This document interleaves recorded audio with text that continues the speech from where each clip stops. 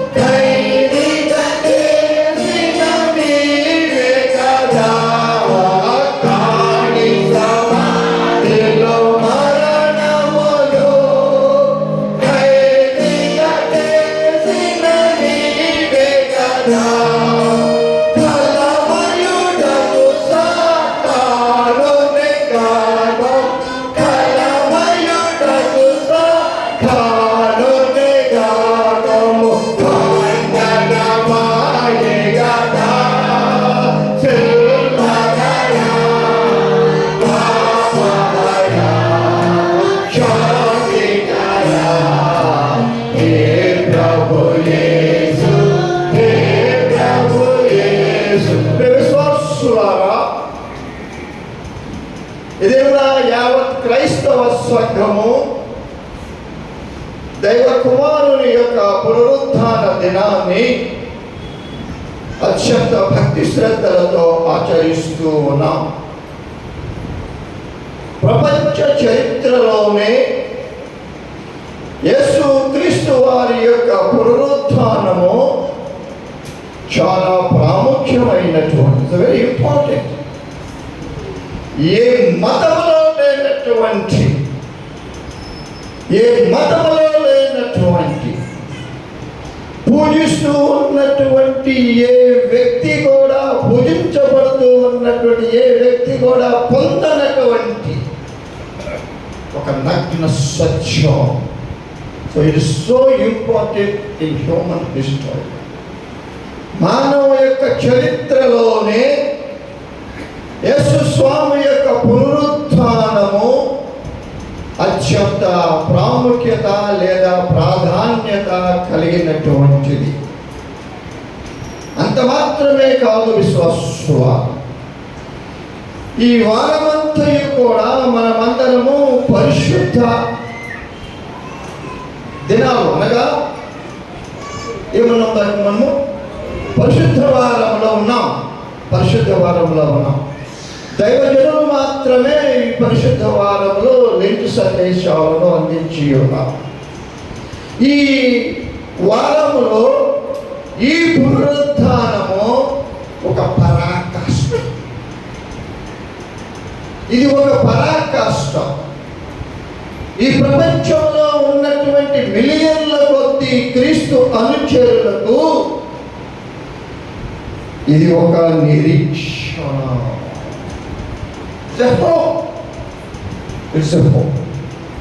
యేసు స్వామి యొక్క పునరుత్థానము, దైవతనుని యొక్క పునరుత్థానము, త్రిత్వములో ఏకమై ఉన్నటువంటి కుమారుని యొక్క పునరుత్థానము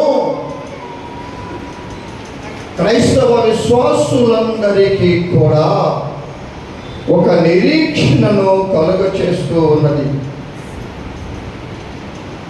ఈ దినమున మనము చదువుకున్నటువంటి పాత నిబంధన పాఠ్యభాగములో ఉన్నటువంటి చిన్న అంశాన్ని గుర్తు చేస్తూ, what the meaning of resurrection, ఈ పునరుత్థానం యొక్క భావము ఏమిటి అనేటువంటి కొన్ని అంశాలను చాలా క్లుప్తంగా మీ వద్దకు తీసుకురావడానికి నేను ప్రయత్నం చేస్తూ ఉన్నా.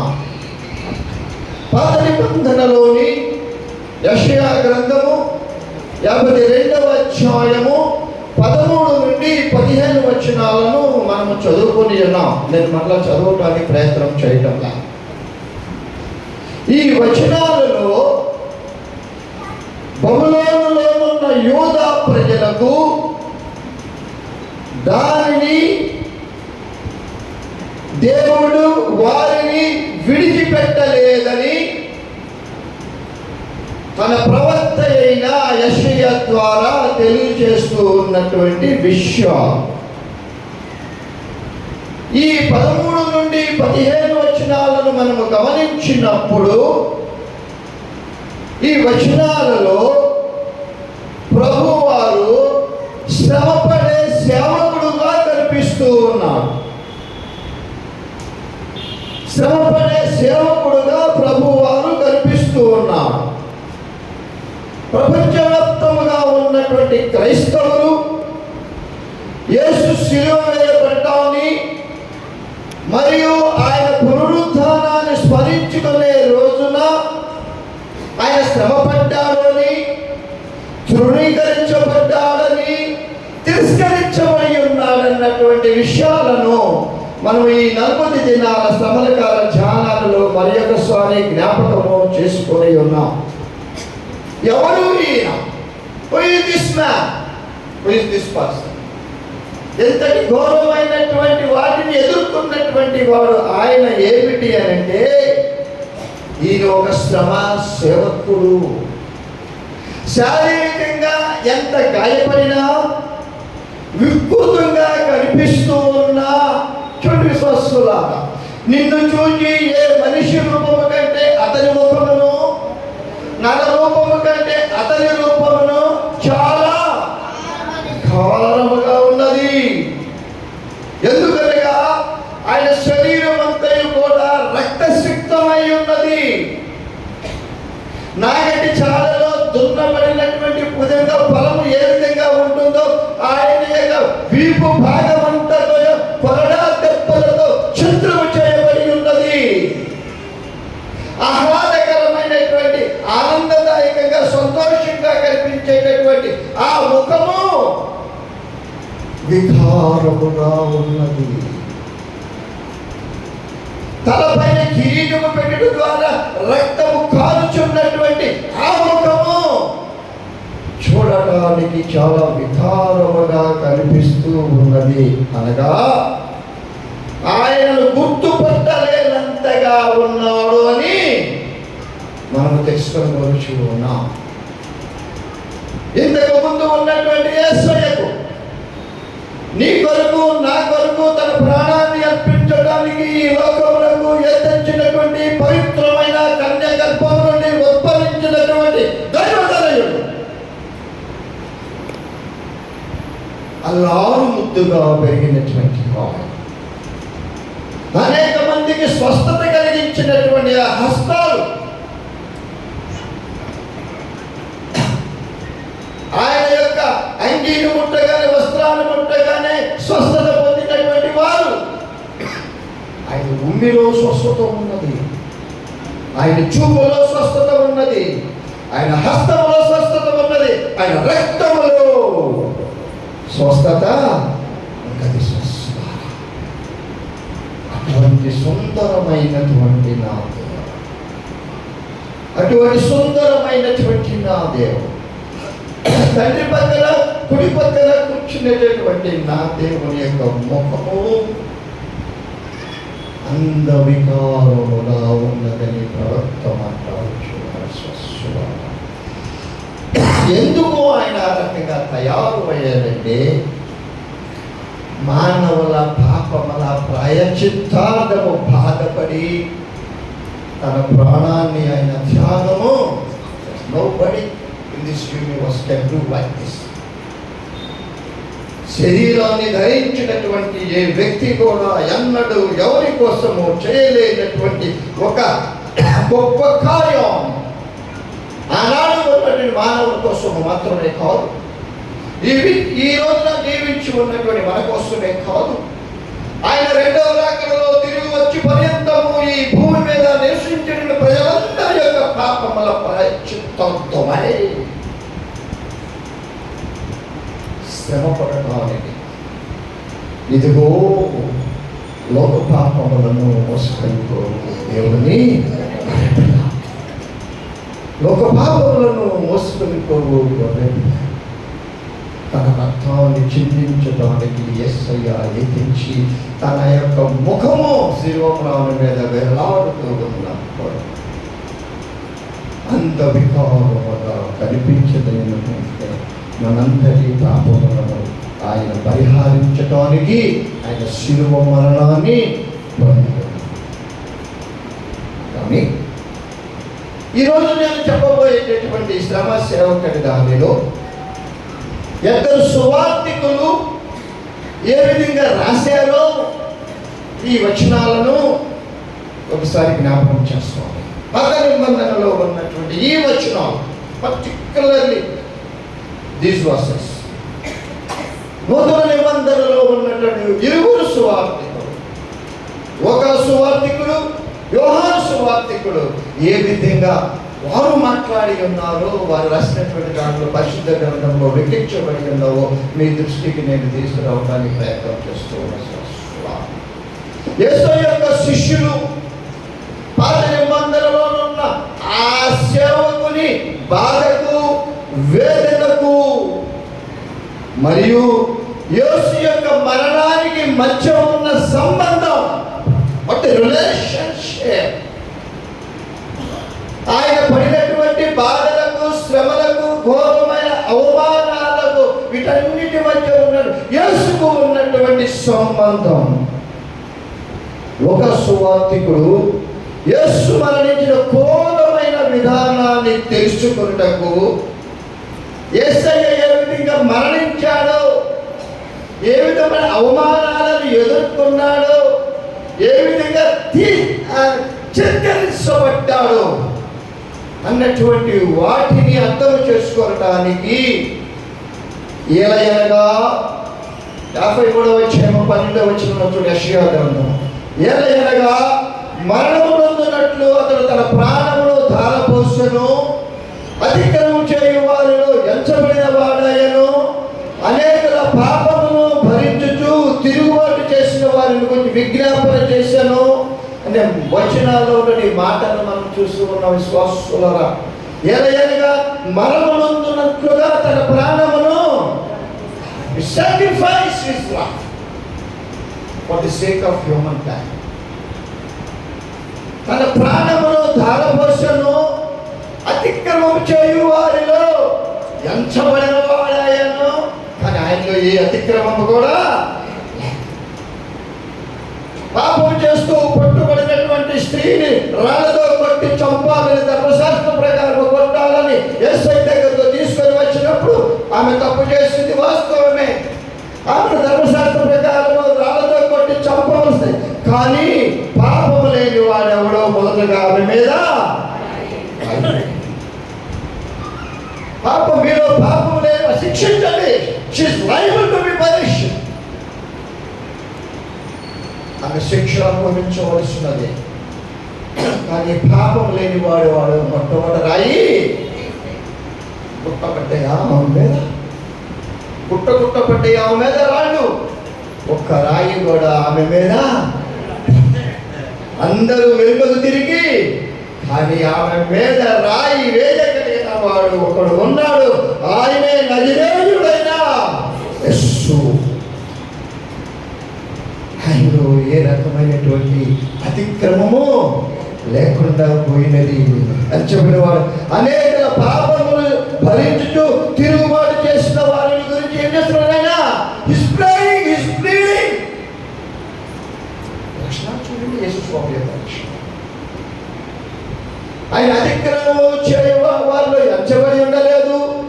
తన ప్రాణాన్ని ధారపోసాడు. పాపములు భరించుతూ తిరుగుబాటు చేసిన వారిని గురించి ఏం చేస్తున్నాడు? విజ్ఞాపనము. తండ్రి, మొదటి మాటలని నేను శుక్రవారం తండ్రి, మీరేమి చేయించున్నారో మీరేరు కనుక చెప్పాయి అన్నాడు ఆయన. వీరిని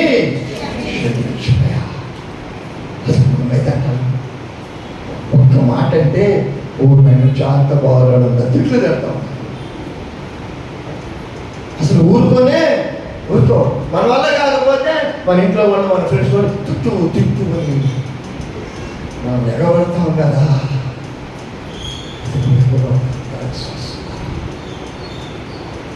తండ్రి, వీరేమి చేయించున్నారు వీరెరుగురు కనుక వీరిని క్షమించమని తండ్రిని ప్రాధేయపడినటువంటి ఆయన ఈ లోకంలోనికి ఏ రక్షణ కార్యాలు నెరవేర్చడానికి ఆయన వచ్చి ఉన్నాడు. ఆ రక్షణ కార్యాలు శిలువ మీద వేలాడుతూ ఉన్నటువంటి తనతో పాటు ఒక దొంగతో సంభాషించినటువంటి వాడు. నీవు నాతో కూడా ఎవరికి దక్కనటువంటి గొప్ప అదృష్టం, ఎవరికి దక్కనటువంటి గొప్ప అదృష్టం. ఆ శిల్వం మీద వేలాడినటువంటి యేసుతో పాటు వేలాడిన దొంగలలో ఒక దొంగకు అదృష్టము. That is the purpose of his point. That is the purpose of his incarnation. శరీరధారిగా ఈ లోకంలోనికి రావడానికి ప్రధానమైన ఉద్దేశం ఏమిటంటే నశించిన దానిని వెతికి రక్షించడానికి మనుష్య కుమారుడి లోకంలోనికి రాత్రంతయు శ్రమ పడినా రాలేదు ప్రభు జయము, రాదారులు వెతకినను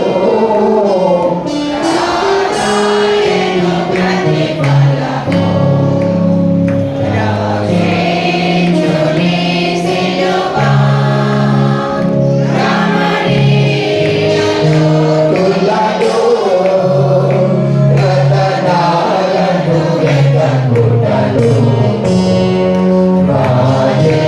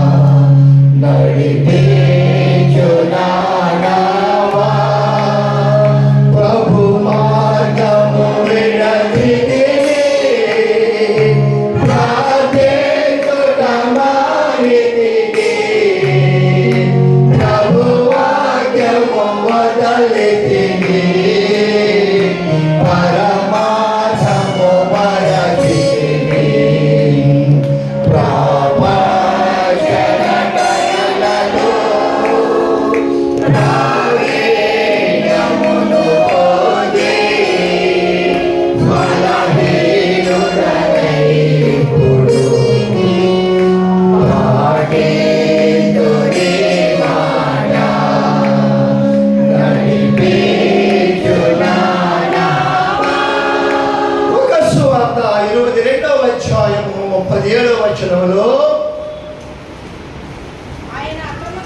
ఆయన అక్రమకారులలో ఒకడుగా ఎంచబడెను అని వ్రాయబడిన మాట నా యందు నెరవేరవలసి 53వ అధ్యాయము 12వ వచనంలో ఏమంటే వ్రాయబడినారో, అతిక్రమం చేయు వారిలో ఎంచబడిన వాడు ఆయను. లూకా సువార్తికుడు రాస్తూ ఉన్నాడు, ఆయన అక్రమకారులలో ఒకడుగా ఎంచబడినని వ్రాయబడిన మాట నా యందు దేవుడు యేసు క్రీస్తు వారి యందు నెరవేరవలసి ఉన్నదని సువార్తికుడు రాసి ఉన్నాడు. సహస్రాలు మరి యోహాను సువార్తికుడు ఏం రాశాడో చూద్దాం. యోహాను సువార్తికుడు కూడా యెషయా గ్రంథము 52వ అధ్యాయము 13 నుండి 15 వచనాల్లో ఆలకించుడి, బిహోల్డ్ ఆలకించుడి, నా సేవకుడు వివేకంగా ప్రవర్తించును, అతడు హెచ్చింపబడి ప్రసిద్ధుడై మహాఘనుడుగా ఎంచబడును. నిన్ను చూచి ఏ మనిషి రూపము కంటే అతని ముఖమును, నా రూపము కంటే అతని ముఖమును చాలా మంది ఎలాగూ విస్మయం ఉందిరి, అలాగే అతడు అనేక జన్మలను చిరకరించుచు రాజులు అతని చూచి నోరు మూసికొందురు. తమకు తెలియజేయబడిన సంగతులు వారు చూచుటని గ్రహితులని వ్రాయబడినటువంటి దానిని యోహాను సువార్తికుడు రాస్తూ ఉన్నాడు. 12వ అధ్యాయము 32వ వచనంలో, నేను భూమి మీద నుండి పైకెత్తబడిన ఎడల అందరినీ నా యొద్దకు ఆకర్షించుకుంటుందని ఆయన మాట్లాడు. నేను భూమి మీద నుండి పైకెత్తబడిన ఎడల అందరినీ నా యొద్దకు ఆకర్షించుకో. రండి రండి యేసుని యొద్దకు రమ్మనుచున్నాడు.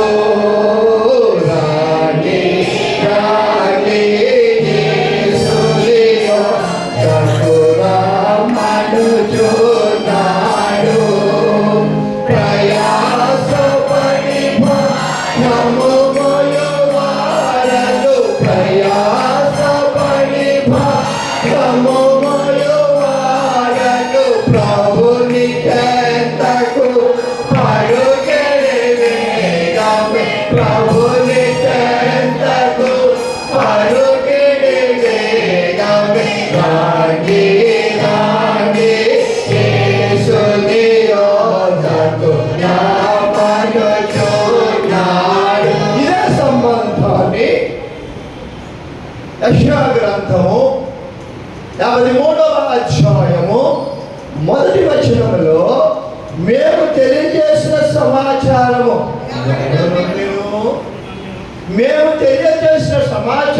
ఎవడు నమ్మెను? యెహోవా బాహువు ఎవరికి బయలుపరచబడెను? మేము తెలియజేసిన సమాచారము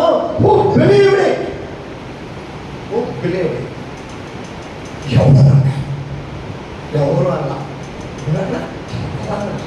ఎవడు? మేము తెలియజేసిన సమాచారము ఎవడు నమ్మెను? యెహోవా బాహువు ఎవరికి బయలుపరచబడెను అన్నారు. ఈ వచనాన్ని యోహాను సువార్త 12వ అధ్యాయము 38వ వచనంలో, ప్రభువా మా వర్తమానం నమ్మిన వాడెవడయ్యా? శిలువ వేయబడిన క్రీస్తుని గురించి మేము తెలియజేస్తూ ఉన్నటువంటి వర్తమానాన్ని నమ్మిన వాడెవడయ్యా? ప్రభువు యొక్క బాహువు ఎవరికి బయలుపరచబడినని ప్రవక్త అయిన యెషయా చెప్పిన వాక్యము నెరవేరినట్లు ఇది జరిగిన. పాత నిబంధన కాలంలో దేవుడు ప్రవక్త ద్వారా తన కుమారునికి ఏవి జరగబోతూ ఉన్నాడో, సుందరమైన తన కుమారుడు ఒక ముఖము ఎట్లా చూడటానికి వీలు లేనటువంటి వికారముగా ఉన్నదన్న విషయాన్ని తెలియజేస్తూ ఉండరు. దానిని నూతన నిబంధనలో సువార్తికులు కూడా మనకు తెలియజేస్తూ ఉన్నారు. విశ్వాసులారా, యేసుక్రీస్తు మరణము ద్వారా ఆయనలో మానవాళిని సమాధానపరచాలి. మానవ జాతిలో సమాధానాన్ని తీసుకురావాలని ఆయన ఎన్నో విధములైనటువంటి బాధలు, హింసలు భరించి ఉండగా ఆయన మరణ పునరుత్థానం ద్వారా మనకి ఏమి కలగాలి? ఆయన మరణ పునరుత్థానం ద్వారా మనకు విశ్వాసము,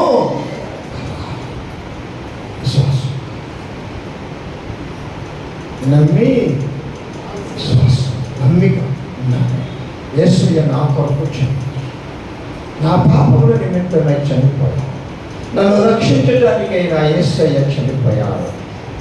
ఆయన తప్ప నాకు మరి యొక్క దేవుడు నిన్న నేడు నిరంతరము ఏకరీతిగా ఉన్నటువంటి, కంటికి రెప్పలాగా నిన్ను నన్ను కాపాడుచు ఉన్నటువంటి దేవుడు. ఈ లోకంలో ఆయన తప్ప నన్ను ఆదరించేవాడు ఎవరు కూడా లేడు అన్నటువంటి విశ్వాసాన్ని మనం కలిగి ఉన్నాం. ఆనాడు తన సోదరుడు లాజరు చనిపోయినప్పుడు మరియా యేసయ్యతో మాట్లాడినటువంటి మాట, నీవు ఉండి ఉన్నట్లయితే నా సోదరుడు అంటే బ్యూటిఫుల్ ఫెయిత్, అంటే గ్రేట్ ఫెయిత్ ఈస్. ఎంత గొప్ప విశ్వాసం, ఎంత గొప్ప విశ్వాసం! ఈ పెదవులతో పలుకుట వేరు, హృదయములో నుండి వచ్చే విశ్వాసము. మన దేవుడు హృదయాంతరంగ రహస్యములను ఎరిగినటువంటి దేవుడు. ఈ సమయంలో నువ్వెట్లా ఉన్నావో, నేనెట్లా ఉన్నానో, నువ్వేం ఆలోచన చేస్తున్నావో, నేనేమి ఆలోచన చేస్తున్నామో, యేసయ్య పునరుత్థానంతో విన్నా నువ్వేం కోరుకుంటూ ఉన్నావు? నువ్వేం కోరుకుంటూ ఉన్నావు? నువ్వేం కోరుకుంటూ 40 దినాలు బాధలు పడతావు, అసలు అత్యంత విచారంతో పాడావు. 5 గాయాలు విన్నావా? చూడాలి సిలువను వేలాడు. ఎన్ని పాటలు మనం పాడాము! ఈ పదవుల ద్వారా, ఈ పెదవుల ద్వారా మనం ఎన్ని పాటలు పాడాం! ఆ పాటల యొక్క పరమార్థాన్ని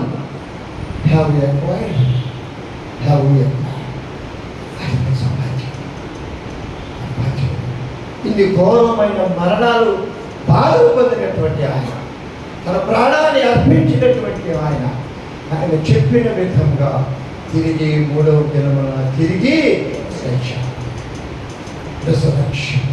ఎందుకు దీనికి ఇంత ప్రాముఖ్యత అంటే ఒక 4-5 పాయింట్స్ నేను కవర్ చేసి నా సందేశాన్ని నేను ముగించి వేస్తాను. Why we are celebrating resurrection of our Lord. Yesayya యొక్క పునరుత్థానాన్ని నీవు నేను ఎందుకు జరుపుకుంటూ ఉన్నామంటే దీని భావం ఏమిటంటే the resurrection of Jesus Christ means the believers are justified before God. దేవుని ఎదుట ధవళ సింహాసనం మీద కూర్చొని ఉన్నటువంటి దేవుని ఎదుట ఏ వరుసలో నీవు నేను ఉంటావు? ఏ వరుసలో నీవు నేను ఉంటావు? ఎడమ వైపున నిలబడి ఉన్న వాళ్ళలాగా శపించబడతామా? కుడి వైపున క్యూలో నిలబడినటువంటి వారిలాగా మనము దీవించా ఏ విధంగా ఉంటున్నాం చూడండి. పర్పస్ రోమపత్రిక 4వ అధ్యాయం, రోమపత్రిక 4వ అధ్యాయము 25వ వచనంలో ఆయన మన అపరాధముల నిమిత్తము అప్పగింపబడి మనము నీతిమంతులుగా తీర్చబడుటగా చనిపోయినట్లా ఎందుకోసము మనము నీతిమంతులుగా ఈ 40 దినాల శ్రమల కాల ధ్యానాలలో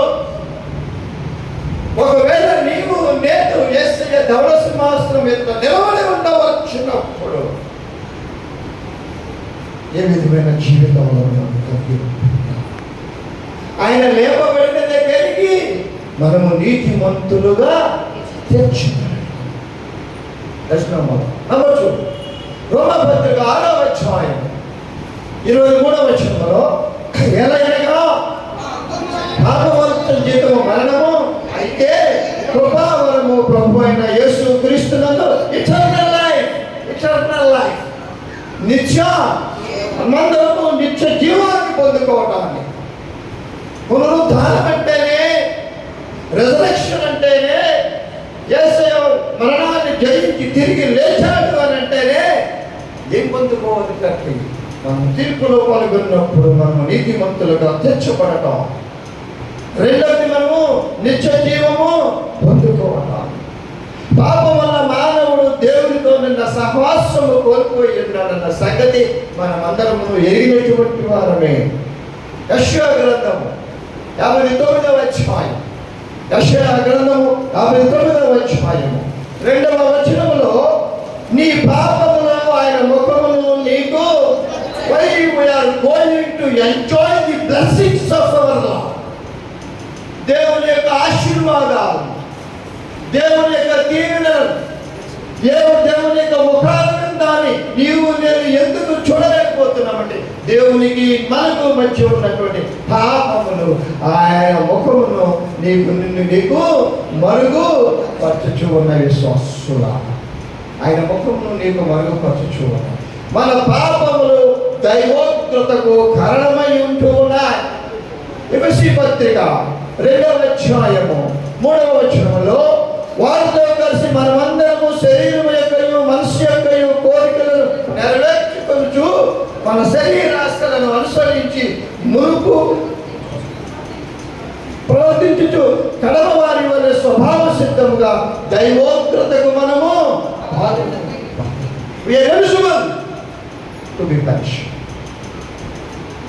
మన శిక్షకు మనము పాత్రులమై ఉంటూ ఉన్నాం.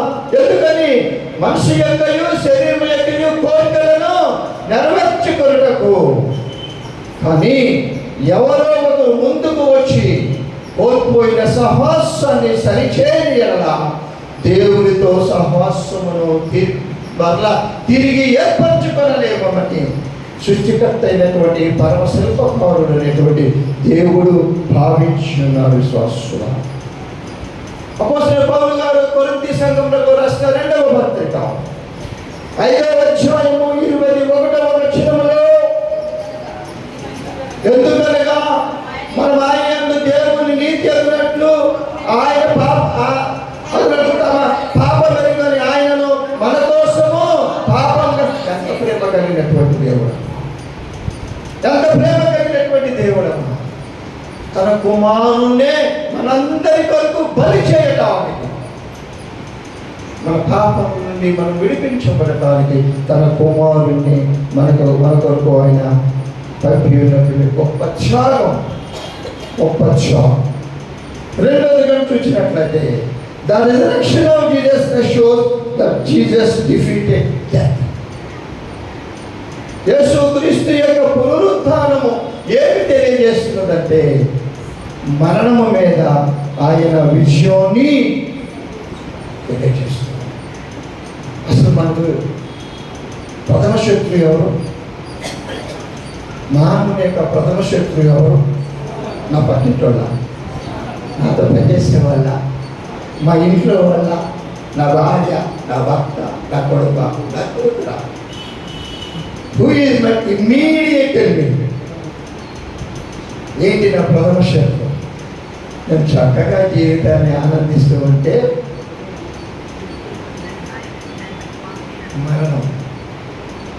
మరణం ఈ మరణాన్ని తెప్పించుకోవడానికి కదా రకరకాల ప్రయత్నాలన్నీ కూడా మనము చివరి క్షణం వరకు ఊపిరి నిలబెట్టడానికే మనం ప్రయత్నాలు చేస్తూ ఉంటాం. ఆయన గురుకుంటాం. మానవుని యొక్క ప్రథమ శత్రువు మరణము. మన పాపములకు శిక్ష మరణము అయి ఉంటున్నది. శ్వాసలారా మనం ఎన్ని ప్రయత్నములు చేసినా మరణ బంధకంలో నుండి తప్పించుకొని అపొస్తలుల కార్యముల గ్రంథం 2వ అధ్యాయం 24వ వచనములో, మరణం ఆయనను బంధించుట, అదే పునరుత్థానం, అదే సమాధుల పండుగ, అదే సమాధుల. నిన్న సాయంత్రం నా కుటుంబం అంతా కూడా మా అమ్మ, మా నాన్న, మా తాతలు, మా అన్నయ్య గారి సమాధి మేము వచ్చాము. ప్రభువు నందు ఆయనని మరణము లోకరక్షకుడైన యేసయ్యను బంధించుట అసాధ్యము కనుక మనము మరణమునకు భయపడవలసినటువంటి వారము కాదు. ఎదురు చూస్తావు కదా, నేను ఆత్మను ఆగవు కదా, 100 సంవత్సరాలు అవుతావు, 2 సంవత్సరాలు ఆపేమో ఎప్పుడైనా నేను చనిపోవలసినటువంటి. కానీ యేసయ్యను ఆ సమాధి బంధించలేక ఖాళీ సమాధిలో మరణములో ఖైదీగా చేసిన నీవే కదా. ఖాళీ సమాధిలో మరణములో ఖైదీగా చేసిన నీవే కదా. కలవయుడకు సాతానుని గాను, కలవయుడకు సాతానుని గాను దండనమాయె కదా. సిల్వధరా పాపహరా శాంతికరా హే ప్రభు యేసు, హే ప్రభు. ఆ సమాధిలో మరణాన్ని జయించి ఆ మరణాన్ని సమాధిలో పెట్టిపోయాడు. మానవులు మాతృగా మనము మరణిస్తాం.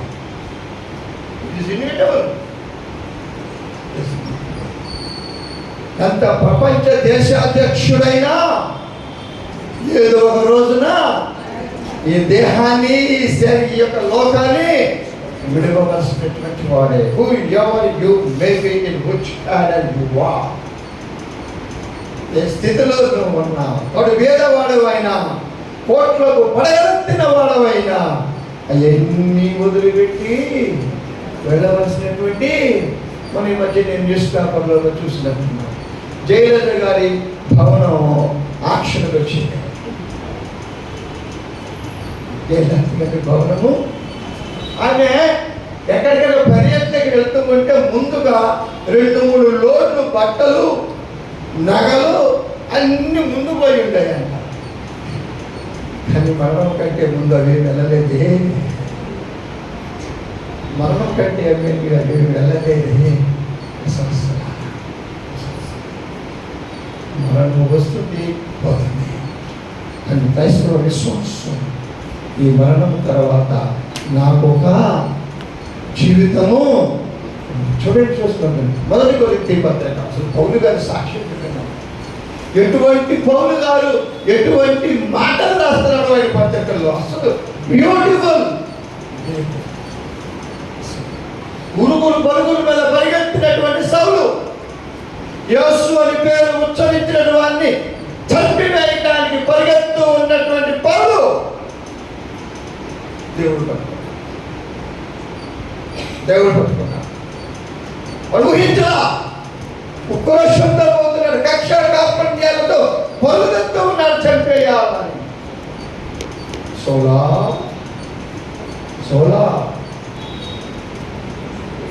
ఎందుకు నన్ను ఏమైనా మాట మీరు అలా ఆలోచన చేస్తున్నారేమో, కానీ ఇప్పుడు దేవుడు మనతో మాట్లాడుతూ ఉన్నాడు. సౌలా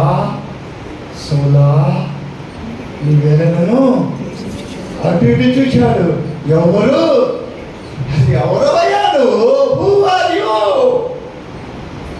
ఎవరు అయ్యా నీవు హింసించుచున్న యేసును, హింసించుచున్న అటువంటి ఆయన సంఘాలకు పత్రికలు రాస్తూ 1 కొరింథీ పత్రిక 15వ అధ్యాయము 55 నుండి 57 వచనాల్లో, ఓ మరణమా నీ విజయం ఎక్కడా? ఓ మరణమా నీ ముళ్ళు ఎక్కడా? మరణపు ముళ్ళు పాపము, పాపమునకు బలము ధర్మశాస్త్రమే అయ్యను. మన ప్రభు అయిన యేసు క్రీస్తు మూలముగా మనకు జయము అనుగ్రహించు దేవునికి స్తోత్రము కలుగునుగాక. నీవు నేను భయపడుతూ ఉన్నటువంటి శత్రువా, నువ్వు ఎక్కడ ఉన్నావు? లేకపోతున్నావు. మరణమును జయించిన జయ జయ యేసు, జయ జయ. ఆయనే నా బలము, ఆయనే నా అభయం. యెహోవా నా బలమా, యథార్థమైనది నీ మార్గం, పరిపూర్ణమైనది నీ మార్గం. యెహోవా, యెహోవా జీవము గల దేవా, బహుగా స్తుతులకు అర్హుడవీవి. యెహోవా జీవము గల దేవా, బహుగా స్తుతులకు అర్హుడవీవి.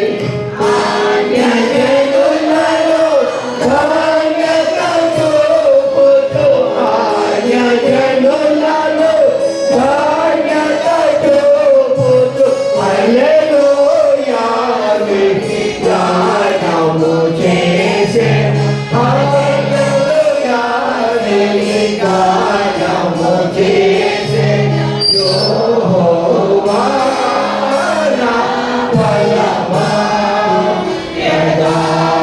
యథార్థమైనది నీ మార్గం, పరిపూర్ణమైనది నీ మార్గం. యెహోవా నా శత్రువులు నన్ను చూచెనను, నరకపు పాశములరికాటినను. నా శత్రువులు నన్ను చూచెనను, నరకపు పాశములరికాటినను. వరదవలె భక్తిహీనుల పోవెన, వరదవలె భక్తిహీనుల పోవెన. విడువక నన్ను ఎడబాయని దేవా, విడువక నన్ను ఎడబాయని దేవా. యెహోవా నా బలమా, యథార్థమైనది నీ మార్గం, పరిపూర్ణమైనది నీ మార్గం. యెహోవా. ప్రియ విశ్వాసులారా, పునరుత్థానం అన్నది not only a fundamental part of the gospel, not only the fundamental fact of the part of the gospel, but it is the glue. It is the glue to hold every part of the gospel together. It is the glue to hold. అప్పుడు చినిగిపోతే ఊడిపోతున్నాయి అనుకోండి, ఏం చేస్తాం? చెప్పండి. మా చిన్నప్పుడు అయితే ఈ తెలియదు కాబట్టి మామూలు అన్నంలో మెత్తగా చెట్టా చేసి ఆ మెత్త పడినటువంటి అన్నాన్ని తీసుకొచ్చి ఆ కాగితాల మీద రాసి అంటించేవాళ్ళు. అంతకుముందు ఏం చేసేవాళ్ళు చెప్పకూడదు.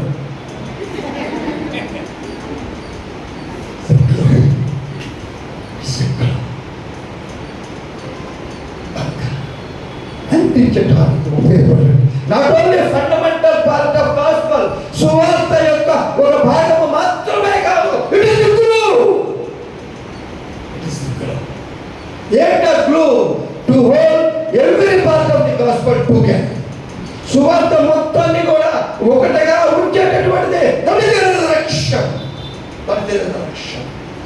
బైబిల్ మొత్తాన్ని కూడా ఒక చోట పోస్తే దాంట్లో నుంచి వచ్చే రిజల్ట్ ఏంటంటే మరణము జయించి లేచుట. That is the final purpose of God. దేవుని యొక్క చివరి ఉద్దేశం ఏమిటి? అంతిమ ఉద్దేశం ఏమిటి? మరణమును జయించి లేచి విశ్వాసంలో ఒక నిరీక్షణను ఏర్పరచుట. I too will rise one day of the hour. నేను కూడా ఏదో ఒక దినమున మరణాన్ని జయించి లేస్తాను. ఏమనుకుంటున్నా? సంవత్సరం అంతా ఇలా సమాధుల దగ్గరికి ఈస్టర్ ముందు రోజు పోయి సున్నాలు కొట్టి పూలేసి రావడం అనుకుంటున్నావా? పితలను జ్ఞాపకం చేసుకోవడం మంచిదే.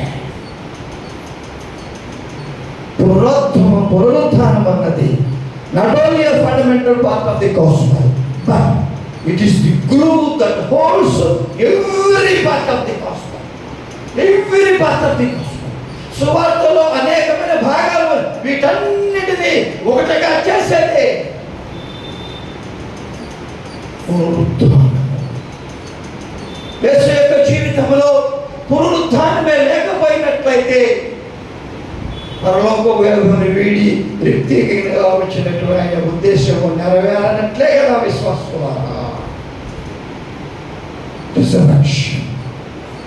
సమాధిలో లేచిన ద్వారా మనకేం కలుగుతుంది? What benefit? ఏం బెనిఫిట్? ప్రతి సంవత్సరం పునరుద్ధాన పండుగను సంతోషంగా జరుపుకుంటున్నామా లేదా? క్రిస్మస్ అట్లా చేసుకుంటామో కొద్దో గొప్ప తేడాతో. క్రిస్మస్ అంత బాగా చేయం, కానీ కొత్త బట్టలు కొనమని అంతగా తొందర చేయం, కానీ ఇంట్లో బిడ్డలు కూడా దానికంటే ఏమి కలుగుతూ ఉన్నది ఈ పునరుద్ధానం ద్వారా? ఏమి కలగాలని మనం దేవుని ఆలయంలో మనం ఈ పునరుద్ధ పండుగను మనం ఆచరిస్తూ ఉంటున్నాం. What we are thinking by participating in this prayer meeting. ఈ ప్రార్థన కూడికలో నీవు నేను పాల్గొనడం ద్వారా అనేక మంది దైవ సేవకులు ఆత్మీయమైనటువంటి అనేక సందేశాలు మనం నిత్యము వినుచునే ఉన్నాం. నేను చాలా బచ్చాను సువార్త పరిచయం అనేక మంది దైవ సందేశాలు అందిస్తూ ఉంటూ ఉన్నారు. ఈ దినాన కోకొల్లుగా దైవ సేవకులు ఈ రిజరెక్షన్ గురించి, పునరుద్ధానం గురించి వివరిస్తూ ఉంటూ ఉన్నారు. మనకి ఏమి కలుగుతుంది? Hope of forgiveness. Hope of forgiveness, క్షమాపణ, జస్టిఫికేషన్, న్యాయం, ఇటర్నల్ లైఫ్, నిత్య రక్షణ. క్లుప్తంగా చెప్పాలంటే that is resurrection, hope of forgiveness. నేడు నీవు నాతో కూడా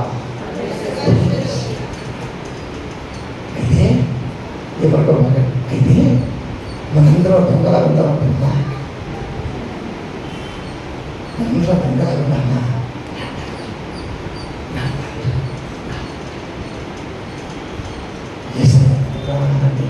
శిలువను అర్పించేది మనందరిలోనూ ఒక గొప్ప నిరీక్షణ కలగచేయాలి. జస్టిఫికేషన్, ఒకరు నువ్వు నాతో వస్తా ఉన్నాడు, రెండవడిగా చెప్పలా. నేను నా జోలికి వెళ్తా. ఆల్రెడీ రెండవ మాట కవర్ చేసిన భాష. మొదటి సంగతినే చెప్పాడే, అయితే చెప్పలా.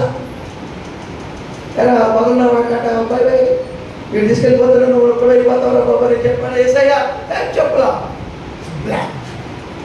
తీర్పు తీర్పు, వాడు వస్తాడు, వీడు వస్తాడు.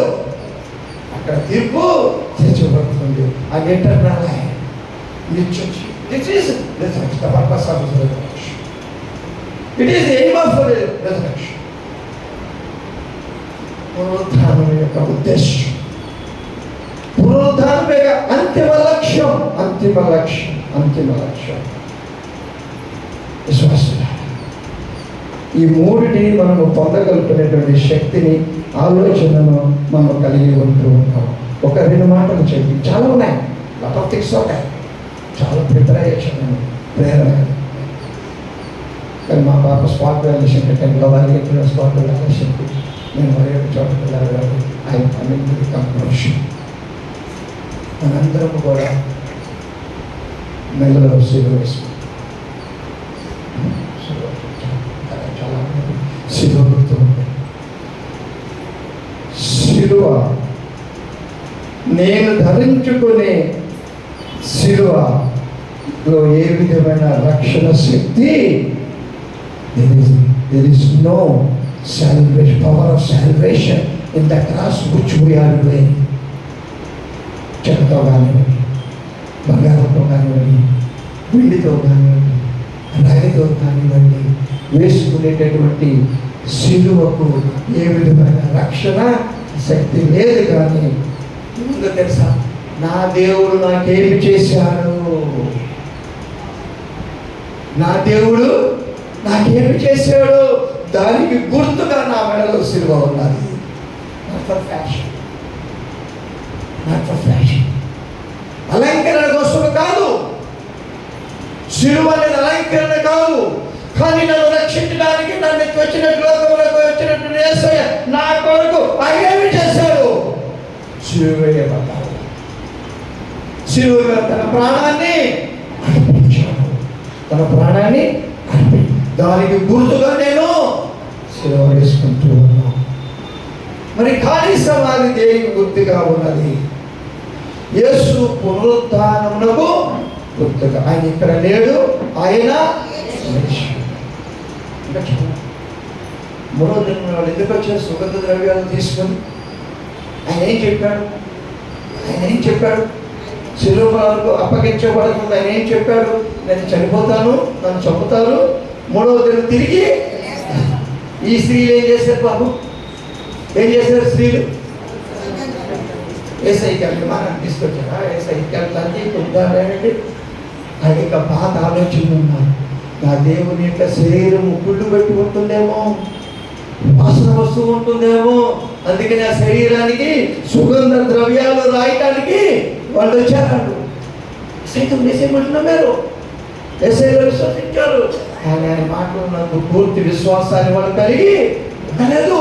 నేను తిరిగి లేస్తాను, కూడా తిరిగి లేస్తానని చెప్పాడే. నా యేసయ్య లేచాడు, దాని సాక్షిలో చూపిస్తానని చెప్పడానికి వాళ్ళు రాలా.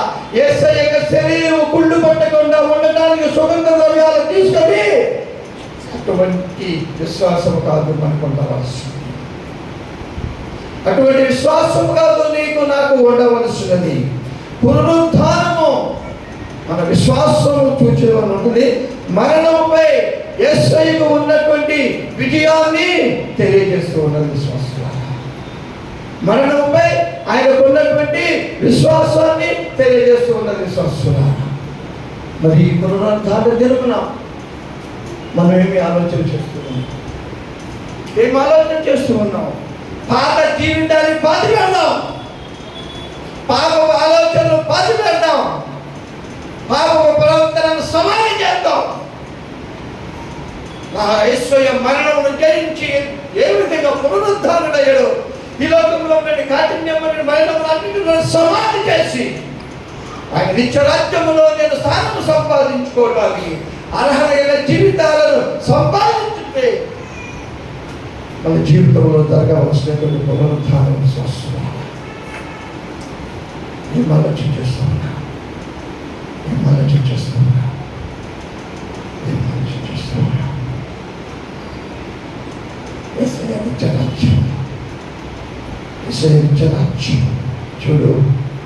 చూడు ఖాళీ సమాధిని చూడు.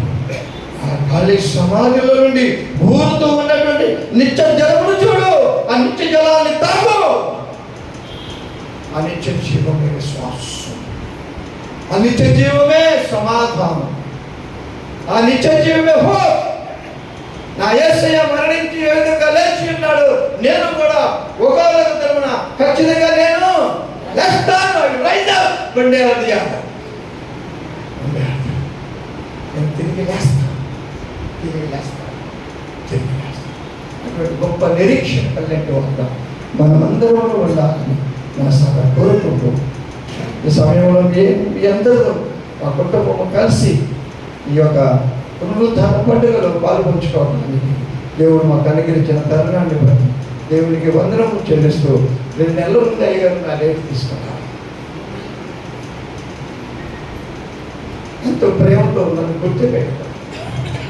ఈ దినమున మన సంఘంలో పునరుద్ధానంలో ఉన్నటువంటి విషయాలను ఆధ్యాత్మికంగా మనం ధ్యానించుకోవడానికి ఆహ్వానించినటువంటి కార్యక్రమైనటువంటి గురుమండల అధ్యక్షుడు శారద కుమారి గారికి, కుటుంబానికి, ఈ సంఘంలో ఉన్న ప్రతి విశ్వాసకి, ఏ విధమైన క్యాడర్లో ఉన్న ప్రతి విశ్వాసకి మరి ఒకసారి ఎంత సుందరమైన ఆలయాన్ని నిర్మించుకున్నటువంటి మీ అందరికీ కూడా ఇష్ట శుభములు తెలియచేస్తాను.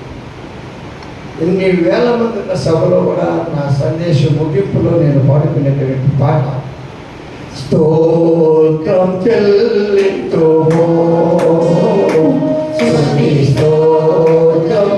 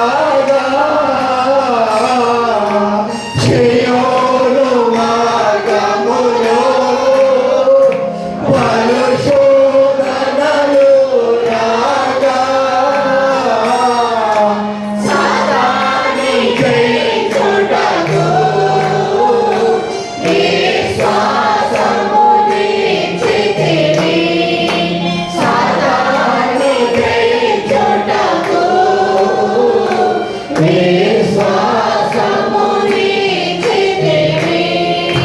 స్తోత్రం చెల్లింతుము. స్తుతి స్తోత్రం చెల్లింతుము. సిలువను మోసుకొని సువార్తను చేపట్టి, సిలువను మోసుకొని సువార్తను చేపట్టి, యేసుని వెంబడింపా ఎంత భాగ్యము నీచితివి.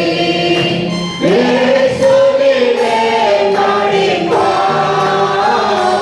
ఎంత